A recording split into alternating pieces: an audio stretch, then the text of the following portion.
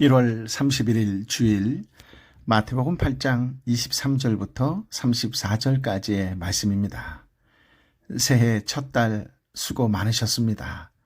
무엇보다도 말씀과 기도 그리고 예배 가운데 몸과 마음이 온전히 회복되고 새 달 2월에는 계획하고 하시는 일이 잘 되기를 예수님의 이름으로 축복합니다. 많은 사람이 예수님께 순종하면 복 받는다고 생각하지요. 틀릴 말은 아닙니다. 그러나 복의 내용에 대해 주의해서 잘 생각할 필요가 있는 것은 성경이 말하는 복이 불신자들이 생각하는 복과는 다른 측면이 있기 때문입니다. 오늘 말씀에도 순종을 통해 받는 참된 복이 무엇인지에 대해서 알려주는 측면이 있습니다. 2월에도 참으로 성경이 말하는 그런 복들을 많이 받으시기를 다시 한번 예수님의 이름으로 축복합니다. 예수님은 호수 건너편으로 건너가기를 명하신 후에 율법학자와 다른 제자 한 명에게 제자의 바른 도리를 가르쳐 주셨습니다. 이 때문에 약간 시간이 지체되었다가 마침내 주님은 배에 오르셨고 제자들도 뒤따랐습니다. 이 제자는 고난도 각오했고 가정 문제에도 얽매이지 않고 주님을 따르는 좀 더 수준 있는 제자들이었습니다. 예수님이 배에 오를 때 즉시 뒤따를 만큼 순종의 사람이기도 했습니다. 이쯤 되면 잘 순종했으니 복을 받아야 하지 않을까요? 24절 말씀입니다. 갑자기 바다에 큰 폭풍이 일어 배 안으로 파도가 들이쳤습니다. 그러나 예수님께서는 주무시고 계셨습니다. 아멘. 복을 받아 마땅한 제자들에게 큰 폭풍이 일고 파도가 들이닥쳤습니다. 참고로 갈릴리 호수 혹은 갈릴리 바다는 해수면보다 209m 정도 낮습니다. 북쪽에는 만년설로 덮여있는 헬몬산이 있었고 남쪽에는 유대 사막이 있습니다. 그래서 요단 계곡을 따라 내려오던 북쪽의 찬 공기와 남쪽에서 불어오는 뜨거운 열풍이 만나 갑작스럽게 돌풍이 생기곤 했지요. 제자들은 호수를 건너가자는 예수님의 말씀에 순종해서 잘 가다가 갑자기 무시무시한 풍랑을 만나 죽을 지경이 되었습니다.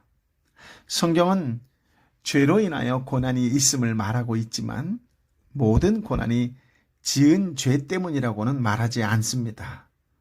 순종한 성도가 어려움을 겪기도 하고 불순종한 죄인이 형통하기도 한다는 것을 인정합니다. 오늘 본문도 순종한 제자들이 심각한 고난을 직면한 경우입니다. 그런데 주님께서 순종하고도 환난을 당하는 사람에게는 하나님의 특별한 목적이 있습니다. 하나님께서는 그런 환난을 통해 이전에는 전혀 알지 못했던 놀라운 복을 얻게 하시지요. 과연 제자들이 어떤 복을 얻었는지 말씀을 좀 더 자세히 살펴보도록 할까요? 24절을 보면 폭풍이 불고 물결에 배가 덮치게 된 상황에서 예수님은 주무시고 계셨다고 말하고 있죠. 모여드는 무리를 섬기시느라 얼마나 피곤하셨는지 폭풍 속에서도 깨어나실 줄을 몰랐습니다. 일반적으로 리더십을 강의할 때 탁월한 지도자의 깨어있는 자세를 많이 언급합니다. 추종자들이 고생하고 있을 때 더 아픈 마음으로 주님께 매달리는 지도자, 모두가 지쳐서 잠들어 있는 동안에서도 홀로 깨어서 기도하는 지도자는 매우 존경스럽습니다. 그런데 지도자의 평가를 그런 관점만으로 다룬다면 어쩌면 예수님은 0점짜리 지도자라고 평가하는 셈이지요. 그러나 아무리 탁월한 지도자라도 인간인 이상 피곤하면 쉬고 자야 합니다. 인간이면서 인간 이상이 되려 하는 것은 오히려 가식이며 욕망일 수 있습니다. 오히려 우리는 여기서 예수님의 참 인간된 모습을 발견하게 됩니다. 동시에 참 인간이신 그분의 놀라운 평안에 대해서 생각하게 됩니다. 어떤 상황에서도 흔들리지 않는 내적 안정감은 지도력에 있어서 대단히 중요한 요소이지요. 지도자에게 내적 안정감이 있을 때 당면한 문제를 올바르게 해결하고 따르는 자들에게 평안을 줄 수 있습니다. 폭풍 속에서도 평정심을 유지할 수 있었던 예수님의 모습은 제자들의 모습과 사뭇 대조되지요. 예수님을 깨우는 제자들의 내면은 어떠했을까요? 25절 말씀입니다. 제자들이 가서 예수님을 깨우며 말했습니다.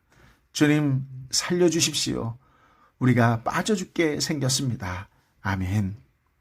제자들은 뱃사람으로서의 지식과 기술을 총동원해서 폭풍에 맞서고 소위 젖먹던 힘까지 다했을 것입니다. 그러나 그들은 곧 한계에 부딪혔습니다. 더 이상 버틸 수가 없었지요. 곧 죽을 것 같은 두려움에 사로잡혔습니다. 제자들은 배가 파손하기도 전에 이미 내적 안정감부터 무너지고 있었던 것입니다. 배에 물이 가득하기 전에 마음의 두려움으로부터 가득하게 되었습니다. 먼저 마음이 침몰하고 있었던 셈이지요. 우리의 인생 항해에서도 이렇게 될 때가 있습니다. 내 인생 망할 것 같은 두려움, 죽을 것 같은 두려움을 느낄 때가 있습니다. 천길 낭떠러지 앞에 서 있는 것처럼 막막하기만 한데 도와줄 사람 아무도 없는 상황, 한 배를 타고 있는 가족이나 동료들조차 전혀 도움이 되지 않는 상황이 있습니다. 더 이상은 견디기 힘들 것 같고 더 이상 버티지 못할 것 같고 도움을 요청할 힘조차 남아있지 않을 것 같은 순간이 있습니다. 그러한 때에 불신자들은 술을 마시고 고주망태가 되거나 극단적인 선택을 하곤 하지요. 그러나 성도들은 예수님을 찾게 됩니다. 폭풍 속에서도 곤히 잠들었던 예수님을 제자들이 깨우자 금방 깨시고는 전혀 당황 없이 말씀하셨습니다. 26절 말씀입니다. 예수께서 대답하셨습니다. 왜 그렇게 무서워하느냐? 믿음이 적은 사람들아. 그리고는 일어나 바람과 파도를 꾸짖으셨습니다. 그러자 호수는 아주 잔잔해졌습니다. 아멘. 사실 폭풍 속에서 조금도 두려워하지 않을 사람은 흔치 않을 것 같습니다. 그런데도 예수님께서는 무서워하는 것을 문제시하셨습니다. 왜 그렇게 무서워하느냐? 믿음이 적은 사람들아. 두려움이 믿음이 적은 이유로 발생했기 때문이지요. 제자들이 예수님처럼 평안하지 못했던 것은 다름 아닌 믿음의 차이였습니다. 마태복음에서 믿음이 적은 자들이라는 표현은 사물의 내면을 깨닫지 못하고 그 표면만을 보는 경우에 자주 사용됩니다. 겉으로 보면 제자들이 무서워하는 것은 당연합니다. 그러나 속을 들여다보면 그들은 두려워할 이유가 없습니다. 왜냐하면 그들은 모든 질병을 고치시고 귀신을 쫓아내시는 능력의 주님과 함께하고 있었기 때문이지요. 그런데 그 주님의 능력을 이 상황에 적용하지 못했습니다. 이처럼 상황이 바뀌면 이전의 믿음을 전혀 적용하지 못하는 것이 적은 믿음입니다. 실력이 적은 학생이 응용력이 떨어지듯이 믿음이 적은 그들도 응용력이 떨어집니다. 또한 예수님을 메시아로 믿었다면 그분의 사명이 완수되기까지는 절대 죽지 않는다는 것이 일관성 있는 생각입니다. 그러나 적은 믿음은 이처럼 자신의 믿는 것에 대한 일관성이 없습니다. 예수님이 어떤 분이시기에 능력을 행하실 수 있는지에 대한 본질적인 이해는 없고 단지 예수님이 행하신 표면적인 능력만 알고 있는 것도 적은 믿음의 특징입니다. 그래서 제자들은 병 고침과 상관이 없는 문제 앞에서 두려워했습니다. 예수님은 이러한 적은 믿음이 제자로서 마땅치 않은 모습이라는 점을 지적하셨지요. 그들은 적어도 죽을 만큼 두려워하며 호들갑 떨지는 않을 수 있다는 것입니다. 우리는 주님을 따를 때 어느 정도 어려움을 각오합니다. 각오하지요. 그런데 막상 생각 이상의 엄청난 어려움을 만날 때 당황하게 됩니다. 사실 어떤 위기들은 내 힘으로서는 도저히 어떻게 해볼 수 없는 때가 있습니다. 그럴 때는 그 모든 것을 주님께서 해결해 주시도록 맡기고 주님께 기도해야 합니다. 해결할 수 없는 위기의 상황을 붙들고 있으면 내 마음에 믿음이 파손하기 시작합니다. 두려움에 침몰당하게 되지요. 마음이 정신없이 흔들립니다. 그러므로 내가 어찌할 수 없는 문제는 모두 주님께 맡기고 단지 나는 내 마음을 지키려고 해야 합니다. 어떤 사람은 폭풍은 다스릴 수 없겠지요. 어떤 사람도 폭풍은 다스릴 수는 없습니다. 폭풍을 잠잠하게 하는 것은 오직 주님께서 하실 일입니다. 그러나 마음의 두려움을 다스리는 것은 내가 해야 할 일입니다. 흔히 믿음이 적은 사람들은 내가 해야 할 일 것과 주님께서 해야 할 것을 바꿉니다. 믿음이 적다라고 하는 것은 바꾸어 말하면 불신이 많다라는 뜻입니다. 그래서 왜 하필 이런 일이 나에게 닥치는가? 주님은 도대체 내 기도를 왜 안 들어주시는가? 예수 잘 믿지 못하는 사람도 형통하기만 하던데 나는 왜 이 모양인가? 하는 불신의 풍랑들이 마음에 마음대로 요동치도록 방치하는 것이지요. 이런 생각은 갈 때까지 가도록 그냥 두지 말고 차단해야 합니다. 주님은 나를 사랑하시니 결코 나를 버려두지 않으시고 건지실 것이다. 주님은 신실하신 분이시니 내 인생을 망하게 두지 않으시고 인도하실 것이다. 이전에 내가 체험한 주님의 능력은 이 문제도 능히 해결해 주실 수 있다라는 식으로 적극적으로 마음을 다스려야 합니다. 더 본질적인 것들을 생각하면서 표면적인 문제에 마음이 빼앗기지 않도록 해야 한다는 것이지요. 주님이 믿음이 적음을 지적하셨다는 것은 위기의 상황에 부닥쳤어도 우리가 좀 더 나은 상태의 믿음을 보일 수 있다는 것을 말해줍니다. 제자들의 믿음 적음을 지적하신 후에 예수님은 바람과 파도를 꾸짖으셨습니다. 예수님 그 말씀 한마디에 바다는 호수는 아주 잔잔해졌습니다. 27절 말씀 함께 읽어볼까요? 사람들은 놀라며 서로 수군거렸습니다. 도대체 저분이 누구시기에 바람과 파도까지도 저분께 복종하는가? 아멘. 그동안 제자들은 예수님께서 행하신 능력에 관심이 많았습니다. 그런데 이 사건 이후에 그들은 그런 기적을 행하신 예수님의 본질에 관심을 가지게 되었습니다. 이것은 제자들의 삶의 획기적인 발상의 전환이었습니다. 적은 믿음에서 큰 믿음으로 갈 수 있는 전환점이 되는 것이지요. 예수님이 어떤 분이신가를 바르게 알 때 비로소 예수님의 능력을 다양하게 적용할 수 있는 응용력이 생깁니다. 이는 마치 원리를 알면 각종 응용 문제를 풀 수 있는 것과 같습니다. 그래서 당장의 문제를 해결해 주는 것보다 원리를 깨닫도록 돕는 것이 중요합니다. 원리만 터득하면 나머지 문제는 스스로 어렵지 않게 풀 수 있기 때문이지요. 예수님은 폭풍을 통해서 제자들에게 예수님의 본질을 아는 지식을 얻게 하셨습니다. 참으로 믿고 의지해야 할 것이 무엇인지 알게 하셨습니다. 그렇습니다. 제자들이 순종으로 받은 복은 단지 삶이 평안하고 윤택한 것이 아니라 예수 그리스도의 본질을 깨닫는 복이었습니다. 적은 믿음으로도 절대로 침몰하지는 않지만 그 믿음만으로는 흔들릴 수 있습니다.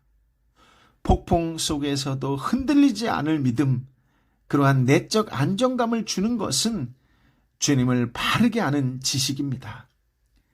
주님을 참으로 바르게 알 때 우리는 흔들리지 않을 수 있고 우리의 지식과 경험 안으로 하나님의 능력을 제한하지 않게 되지요. 그런데 주님을 아는 바른 지식은 평탄한 삶 가운데서는 좀처럼 깨달을 수 없습니다. 그래서 하나님께서는 때때로 우리가 주님 자체에 관심을 보이기까지 폭풍 속에 그냥 두시기도 하시지요.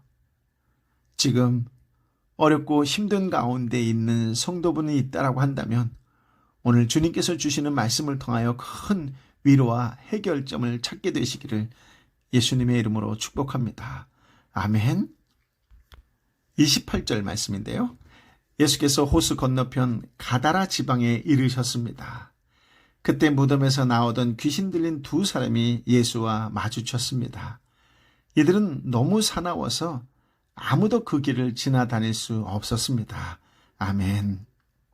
예수님께서 호수 건너편 가다라 지방으로 가셨을 때 귀신 들린 자 두 사람이 무덤 사이에서 나와 예수님 일행을 막아섰습니다. 그들은 가정에서나 사회에서 적응할 수 없는 그런 사람들이었습니다. 심히 난폭한 성격에 파괴된 인격을 가지고 있어서 아무도 그들을 통제할 수 없었지요. 29절을 읽어볼까요? 그런데 그들이 소리를 질렀습니다.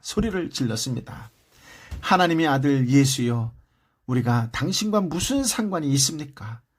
때가 되기도 전에 우리를 괴롭히려고 여기까지 오셨습니까? 아멘. 당신은 예수님이 하나님의 아들이라는 사실을 아무도 모르고 있었고 제자들조차 풍랑조차 잠잠하게 하는 이분은 도대체 누구실까를 생각하고 있던 때였습니다. 그러나 귀신 들린 두 사람은 처음 대면하는 예수님의 본질을 너무나 명확하게 알고 있었습니다. 그러면서도 예수님과 관계를 맺고자 하지는 않고 오히려 반항하고 배척했습니다. 이는 그들이 귀신에게 사로잡혀 있었기 때문입니다.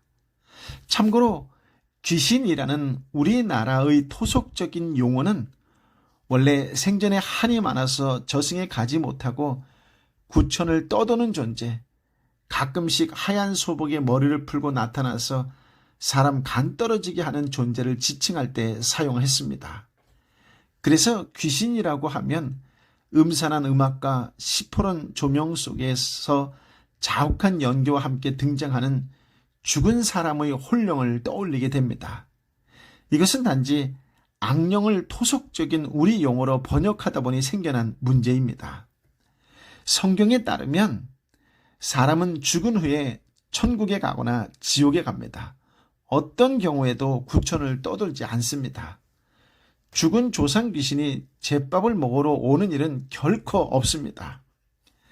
하나님께서 창조하신 천사 중에 3분의 1 정도가 타락해서 악령이 되었고 그 수효는 마지막 멸망 때까지 증가하거나 감소하지 않습니다. 원한 맺힌 사람이 죽을 때마다 귀신이 증가하는 일은 없다는 것이지요.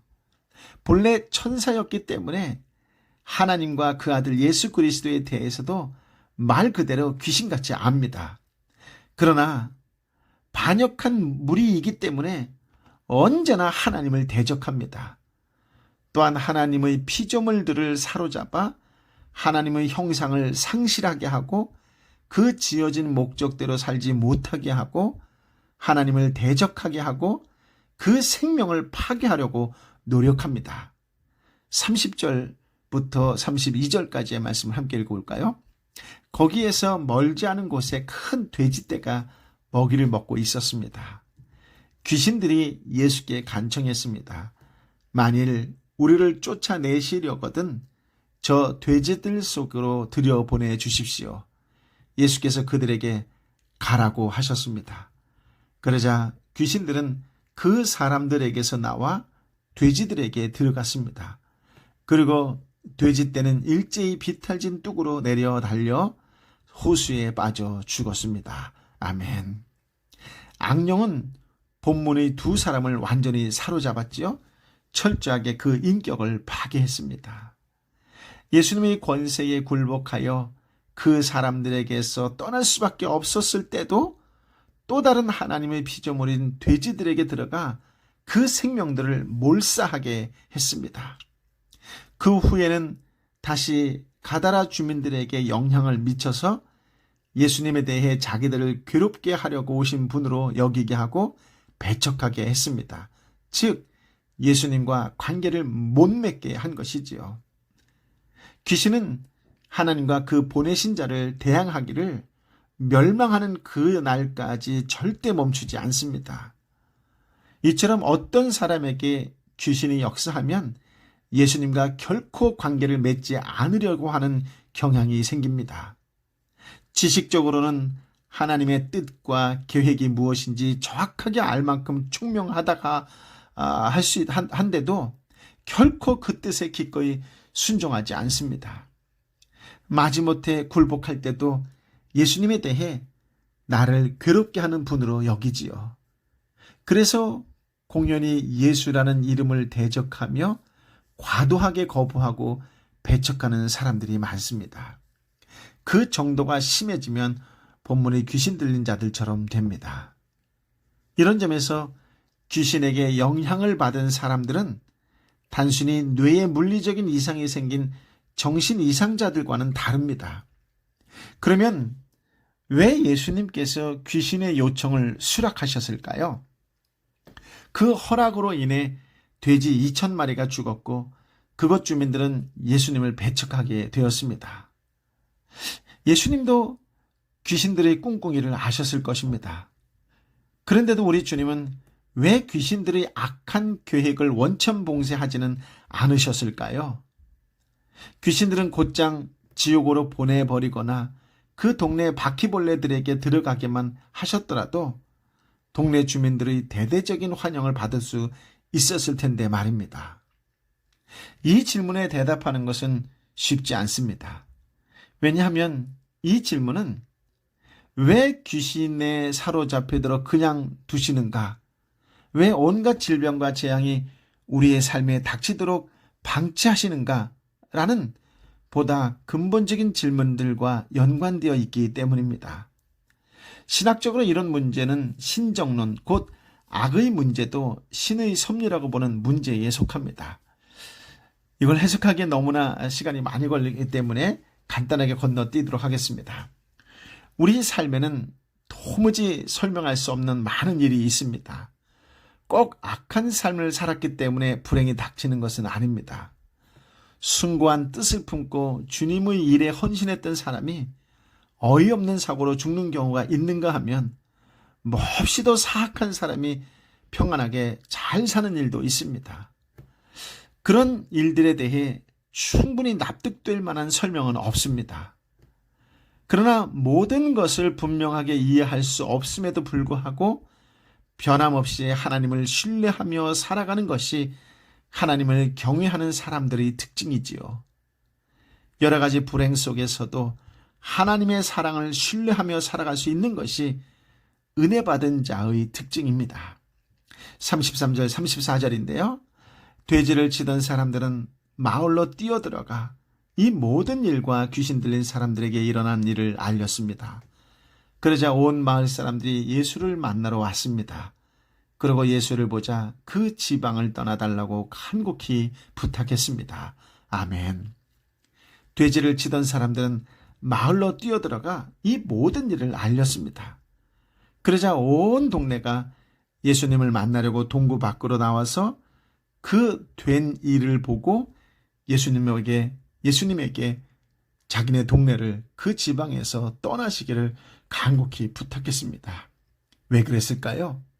그들은 사람보다 돼지를 더 사랑했기 때문입니다.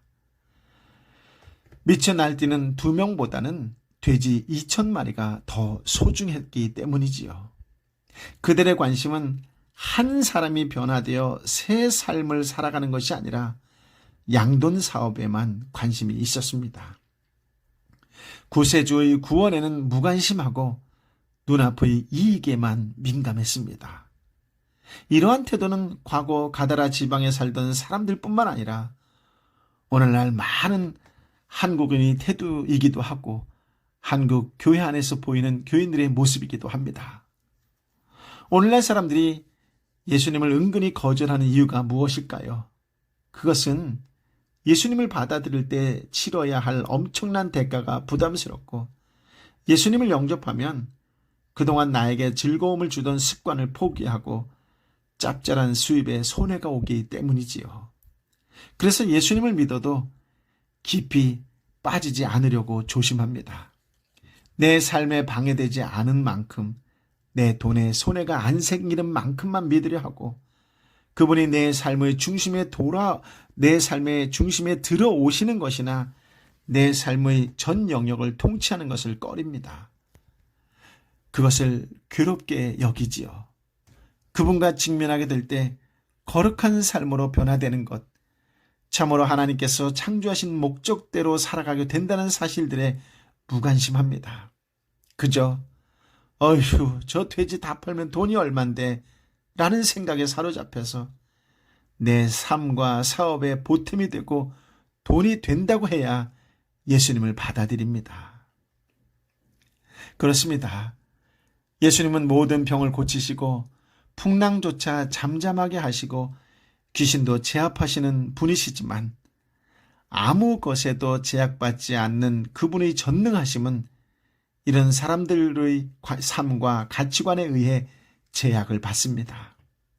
그들의 삶에는 더 이상 예수님의 긍휼과 은혜와 사랑이 또 그분의 능력이 나타나지 않습니다. 단지 배척을 당하지요. 사실 돼지 2,000마리도 소중합니다. 그러나 성도의 가치관은 돼지 2,000마리보다 한 생명, 한 영혼을 존귀하게 여겨야 합니다. 심지어 예수님은 가다라 지역의 복음 사역에 지장을 받으면서도 한 생명을 소중히 여기셨습니다. 이러한 은혜가 저와 여러분의 삶에 있으시기를 바랍니다. 예수님과 같은 가치관, 예수님과 같은 긍휼, 예수님과 같은 관심, 예수님과 같은 희생이 저와 여러분의 마음을 지배하기를 다시 한번 예수님의 이름으로 기도하며 축복합니다. 아멘. 아버지 하나님, 참으로 귀한 말씀, 생명의 말씀을 허락하여 주시니 감사합니다. 참으로 한 영혼, 한 생명을 얼마나 귀하게 여기셨는지 그 예수님의 삶의 현장을 보여주시니 감사합니다. 거룩하고 복된 주의 날, 한 영혼, 한 생명을 위하여 뜨거운 눈물로 기도할 수 있는 믿음의 사람이 되게 하여 주옵시고 한 영혼을 살리게 하여 내 삶을 어떻게 살아야 되는지를 다시 한번 추스리고 말씀 앞에 바로 서 나아가는 복되고 거룩한 날 되게 하여 주옵소서. 바라고 원하옵기는 또 간절히 기도하옵기는 육신의 연약함으로 아파하고 힘들어하는 내 사랑하는 형제와 자매를 불쌍히 여겨 주옵시고 주의 말씀을 통하여 온전히 몸과 마음이 회복되는 복을 허락하여 주옵소서. 예수의 이름으로 치유될지어다. 예수의 이름으로 회복될지어다. 오늘 말씀을 붙잡고 당당히 선포하는 은혜의 시간, 은혜의 날이 되게 하여 주옵소서. 경제적으로 또 관계적으로 사회적으로 어렵고 힘든 하나님의 사람들 붙잡아 주시고 일으켜 세워 주옵소서. 이제는 길이요 진리요 생명 되신 우리 주님 예수 그리스도의 은혜와 아버지 하나님의 크신 사랑과 성령 하나님의 위로 역사 교통 충만하심이 오늘 말씀 가운데 함께 기도하는 주의 백성들 한 사람 한 사람 머리 위에 함께 기도하는 열방의 선교사님과 선교지 위에 함께하여 주옵기를 간절히 축원하옵나이다. 아멘.